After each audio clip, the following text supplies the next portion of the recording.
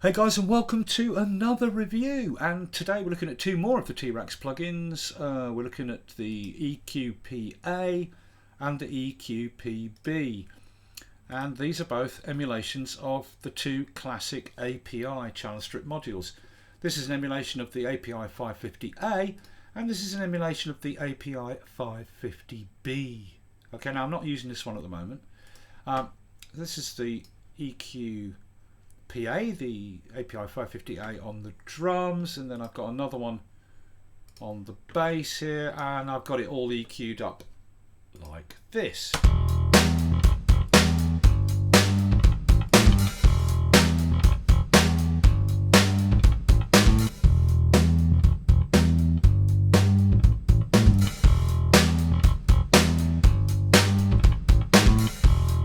As you can hear, nice crisp sound on those drums. I'm going for a sort of more edgy sound on the drums and the bass. Okay, now I'm going to look at these separately. So we'll do the video looking at this EQPA, and then we'll do a second video looking at the bigger brother of the EQPA, the EQPB. Before we do, I'd just like to say that I like to think of these two API channel strip modules as the Yank Neves, so to speak, right? If you remember, we've already looked at the 1073, the Neve 1073 emulation, and the Neve 1081 emulation from the T-Rex range. Well, this is the 1073, a simple 3-band EQ, and this is the big brother, the 1081, with 4 bands. And so I always think of the two APIs as the Yank Neves, because this is like the Yank 1073. It's a simple 3-band EQ, and then this is the big brother, yeah, with 4 bands, right? So as I say, I think of them as the Yank Neves, and you know the Neves, those two Neve modules designed to go into Neve modular consoles, and they were responsible for thousands and thousands and thousands of hit records. Well, equally, these two APIs were designed to go into the API modular consoles, and they too were responsible for thousands and thousands and thousands of hit records. Okay, so you know, as I said, I like to think of them as the Yank Neves. They're not the same. They've got different EQ frequencies to switch between, and if I had to describe a difference between them sound-wise, it's subtle. Well, imagine they were both made of sand, the Neves and these APIs. The best way I could describe it is the APIs have got slightly larger granules than the Neves, and I'm talking about microscopically slightly larger granules. I'm not sure I'm even saying this right, but to me there's almost a incredibly subtle, slightly more graininess to the APIs, right? Anyway, whatever. So let's start by looking at this EQPA. This is the emulation of the API 550A, right? Just on the drums here.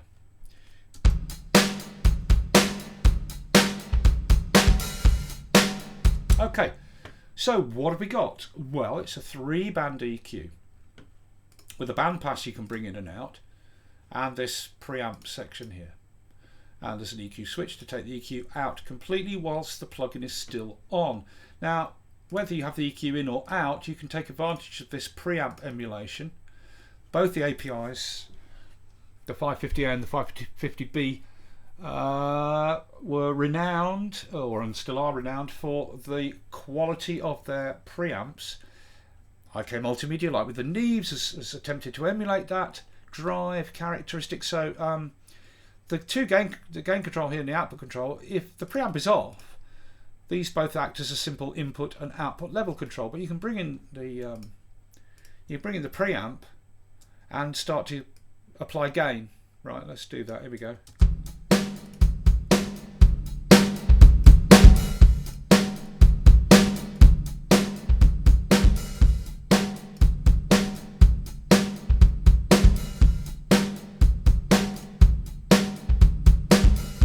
Yeah, you can hear it saturating up a bit, like with the Neves. The more saturation you add, or the more drive you add on this input gain, it tends to saturate the bottom end proportionately more than upper frequencies.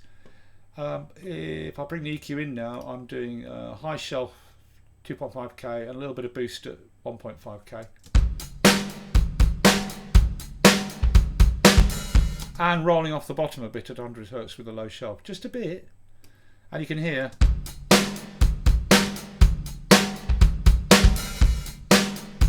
Now you can hear it is bringing some grit and edge into the upper frequencies, but it tends to, the saturation tends to be more in the lower frequencies. The more the more you drive it.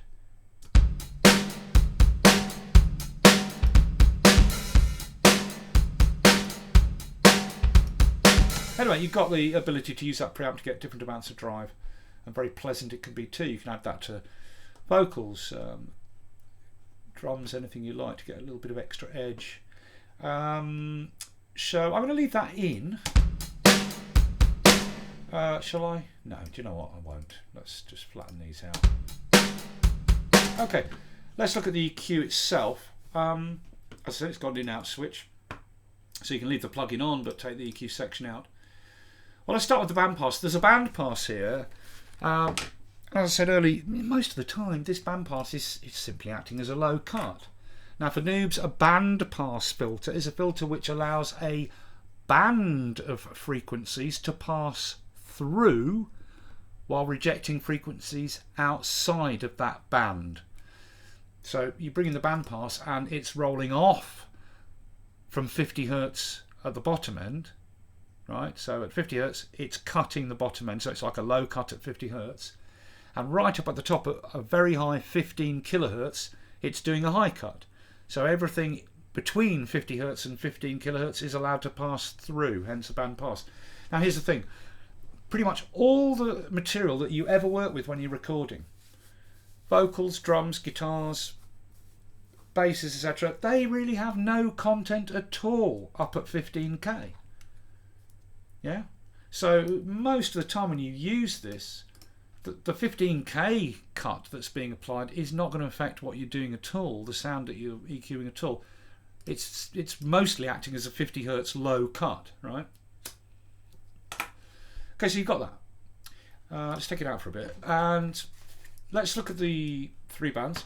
So you've got three peak bands, low, a mid and a high band, and the low and the high can both be switched to shelf. By default they're peak. Okay, now let's take this low band. I'll give it a lot of boost so you can really hear it. And in default peak mode we're just going to go through these frequencies. Now 30 is a very low.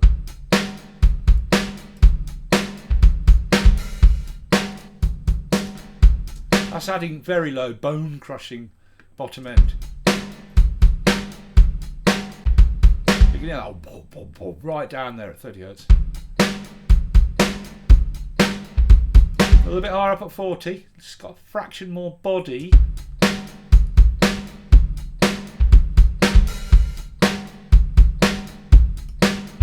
Then up at 50, a bit more body still.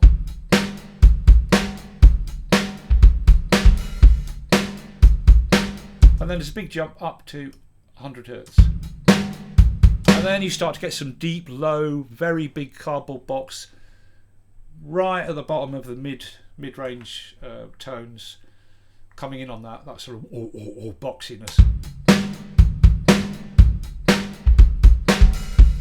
Now that's those three first four frequencies in peak mode. Let's cut from there. 200, 300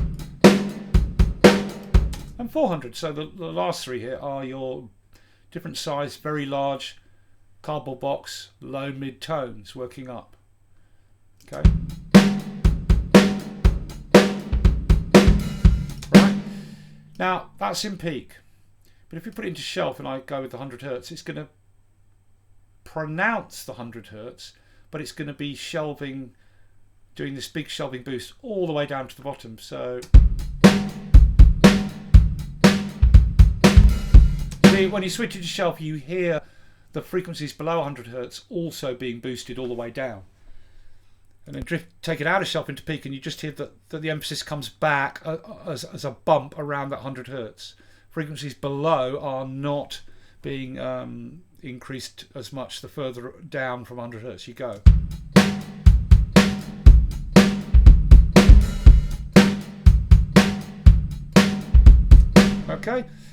so that's your low end there. Then you've got your mid-range. Now the other thing about these three bands is they do cross over quite a lot. They overlap each other. So you know your low band is the last three steps are 200, 300 and 400 hertz. And then your mid band starts at 200, 400, 600, 800, 1.5k, 3k and 5k. Right, so this mid band overlaps with the upper frequencies of the low band quite a bit. I'll just give it a big boost, and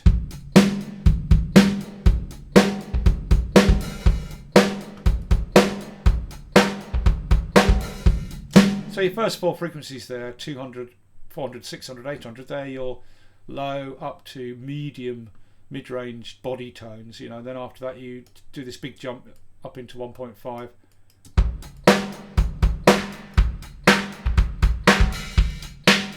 And 3k and up to 5k. That's treble. Okay, so that's your mid band, and then is your high band, which goes again, overlaps quite a lot with the previous band. It starts at 2.5k.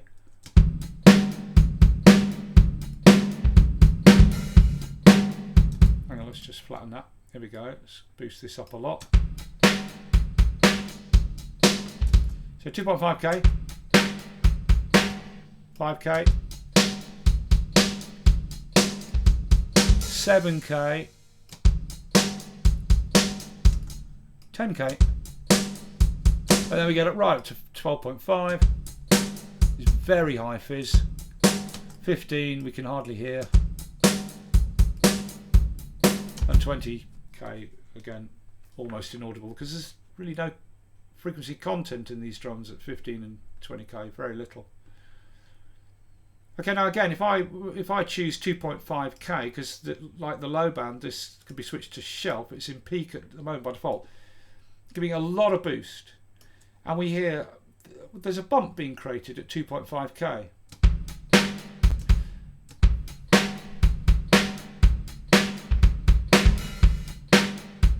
Which is focused more around that 2.5k area. But if I switch it to shelf, it's going to boost at 2.5k, and it's shelving everything else above 2.5k up as well, all the way up to the top.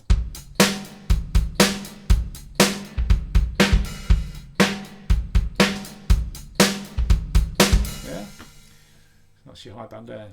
Okay, now the three gain controls for the three bands, they boost or cut by 12 dB. On the original units, you could boost or cut in the steps as you see printed on the GUI here. So you could boost or cut 2 dB of boost or cut, 4 dB of boost or cut, or 6 dB of boost or cut, 9 or 12 dB.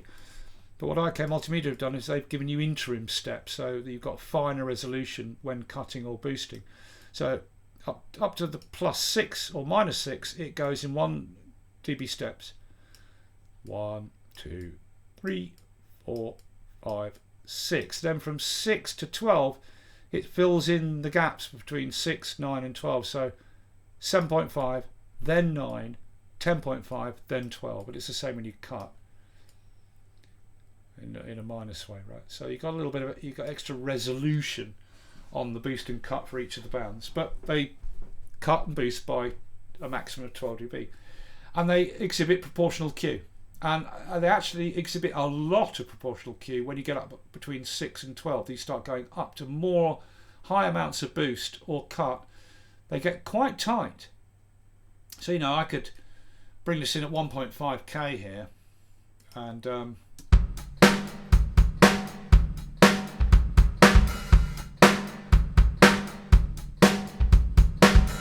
that's pretty honky and peaky once I get up to full, you know, much higher amounts of boost. So if you want to go for some very peaky, more narrow promotion of a particular band of frequencies, you can give it some big old boost there, and of course that will increase the volume level of that frequency range. You just can compensate for that by dipping it down on the output. Whatever you like, right? Okay, so it's quite a versatile little EQ. Despite, you know, like with the 1073 Neve, you've only got 3 bands, but it's still pretty versatile. So I could do something like, if I want to give it like bring in the bandpass, which is going to cut down at the bottom at 50 Hertz. And then if I select 50 Hertz here and boost, I am actually creating a bump at 50 Hertz and above, just above where the bandpass, the bottom end of the bandpass, is cutting at 50 Hertz.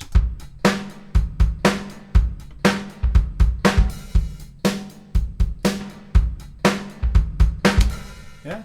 Or we go a little bit higher up at 100 Hertz, but below that, this bandpass is cutting at 50 Hertz. And we'll shelf this time, so I'm boosting at 100 Hertz. The shelf is boosting from 100 Hertz all the way down, but the bandpass bottom end is cutting out the real low.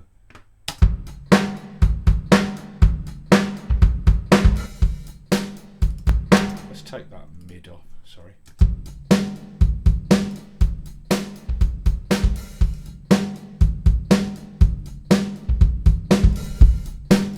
You can hear when I drop the bandpass out, that 50 Hertz low cut at the bottom is being taken away, and then you hear that real bottom end coming back up. Right, all that kind of thing. But what I'm going to do with these drums is I'm going to take the bandpass out, and I'm going to just shelf down the bottom end a bit. Going to give it some grit.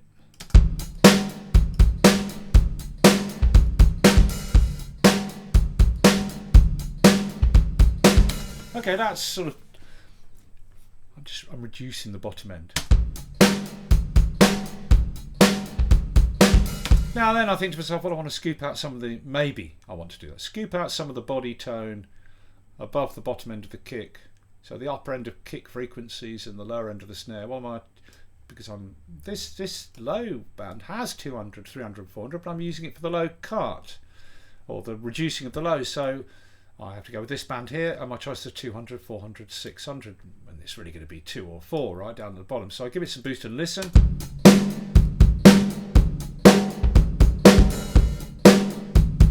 Well, that's your deep, very low mid. That's a bit more boxy. So what if I dip that down? Okay, so if I dip down the 400. It's leaving the 200. If I dip down the 200, yeah, that's better. And then at 2.5k, because 5k is going to be too fizzy. Right, so at 2.5k, I'm going to shelf everything up from there.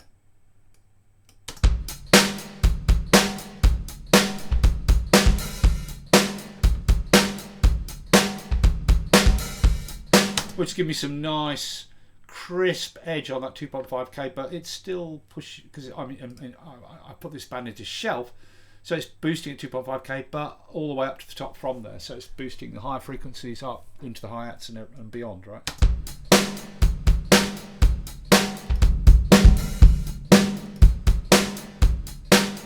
Now I want to reduce my bottom end more. I could either roll the 50 Hertz back more, or go up the frequency to 100. And then I don't need to shelve off as much because I'm starting my shelf higher up.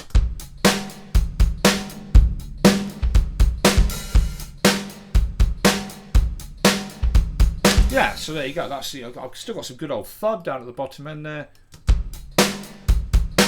Very crisp on the edge of the snare. But I could say to, well, let's try bringing in some 6 body, or actually more 8. Which is that got tone like that.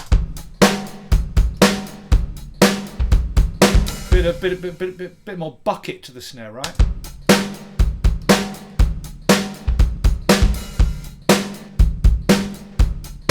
Yeah, tight little EQ, man. Really nice. I like it. Shall I shut on the bass? Nah. Let's go to the acoustics. So here's the EQP on the first acoustic there. This Martin, which we used when we looked at the 1073 and 1081. And what have I done here?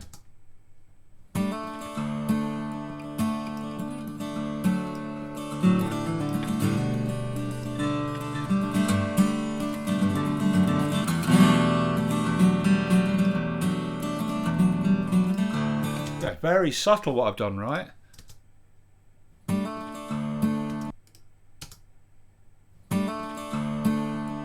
Because all I'm actually doing is giving it some 2.5k 3 dB of boost. That's it. Now let's push up this mid.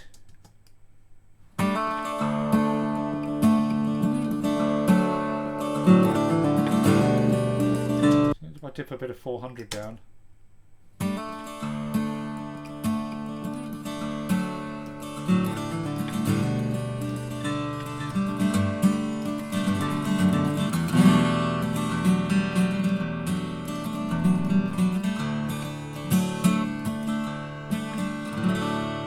So I'm going to dip the 6, which is taking some of that away.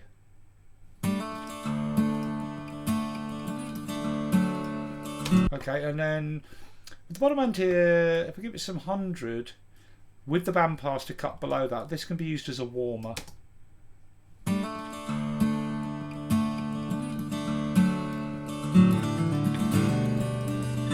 Yeah, I could go a little bit higher up at 2, but it's going to start having some box tone then.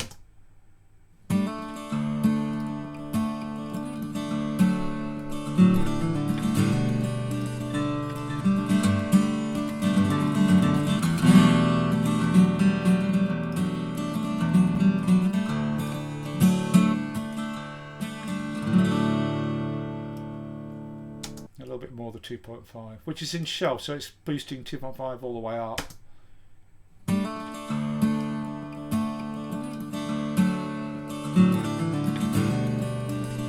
It's subtle, yeah, I really like it. Let's give it some boost and listen to these.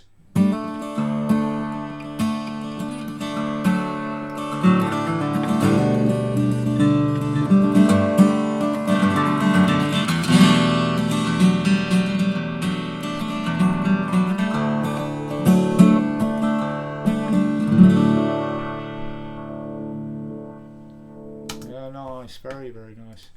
And then this other acoustic here, which is played higher up the frequency the fretboard, so it's got less low body tone.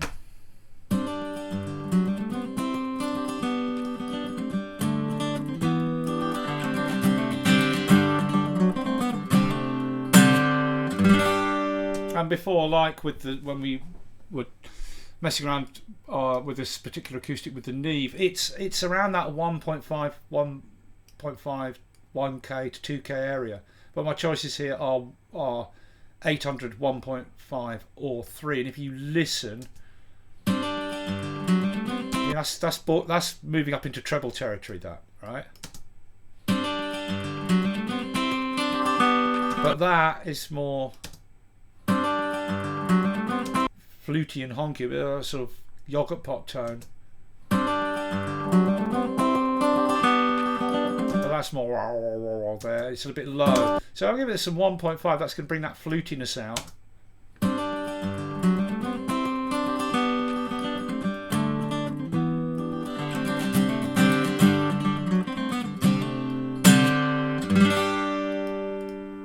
And some 5k high shelf, much higher up. Let's try. Well, let me boost this. So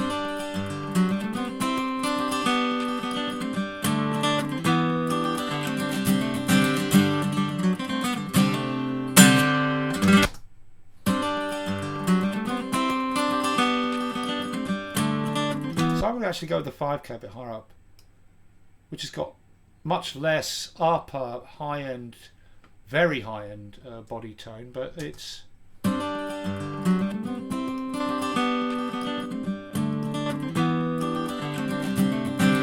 and I'm shelving it, so it's 5k and all the way up. Yeah, let's see what's going on down here at these bottoms in peak. So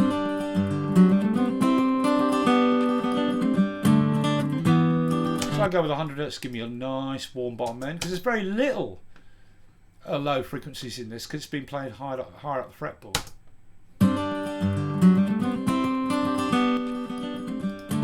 So that's just bringing this lovely bottom end warmth, even with that much boost, because there's not much there to boost, so to speak. But we work up.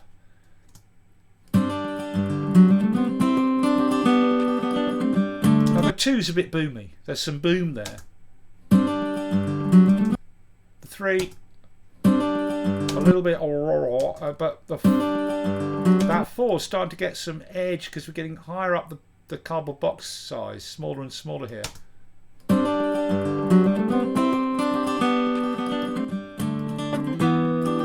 So this could be giving me some low end sort of flute like tone to that body, that smaller body sound.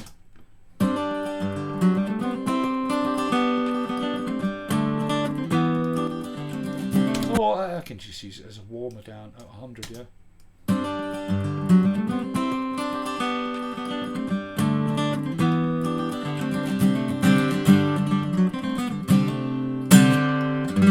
And then I'll just back everything off a bit. So I'm still giving it those tonal boosts, but I've proportionately moved them all back.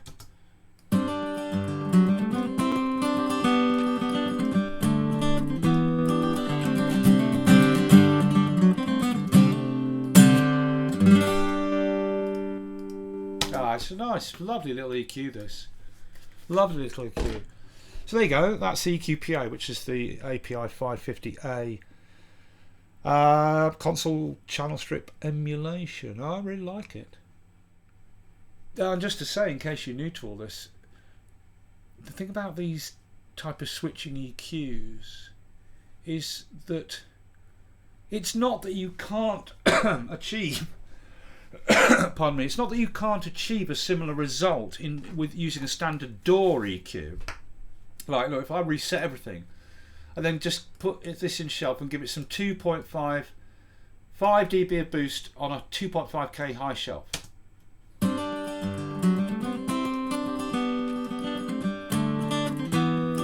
and some 1.5 4 dB.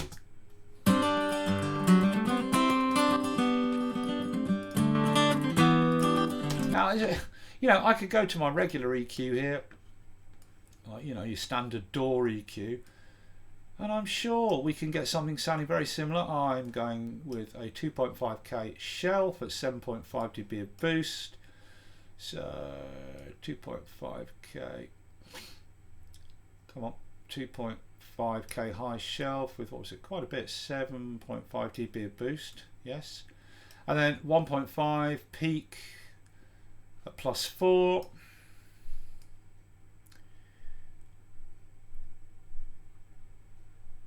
.5, come on, 1.5, and it's like that.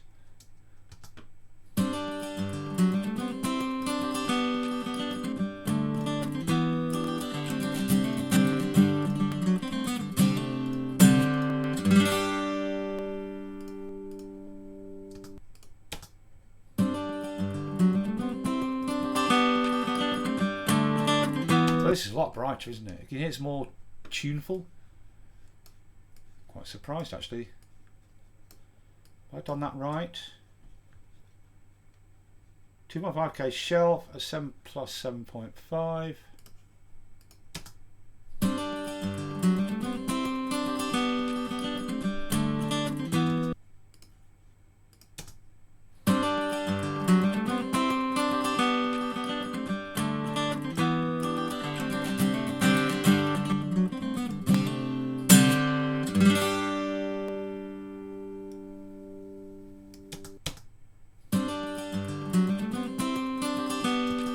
This one. No, see, it's not the same. But I mean, you could fiddle around with this and try and get it the same. But the point is, you can get quite close to what is doing here with this type of generic EQ. But even if you can do that, the point with these is the beauty of switching EQs is you're restricted in your choices. And that's why I like them so much, right? And if you talk to experienced engineers, you know, even the famous ones, you watch some of their lectures online and stuff, you know, often you'll see where they'll go, well, here's the, and I'm going to start off by, and they get on the board and start quickly just tweak, tweak, tweak, tweak, tweak, tweak, tweak, tweak, tweak, tweak, tweak, tweak, and then before you know it, very, very, very quickly, they've set up a mix. And then they'll tell you 99.99% of the time, that is the mix. and all you do then is a little bit of fine tweaking.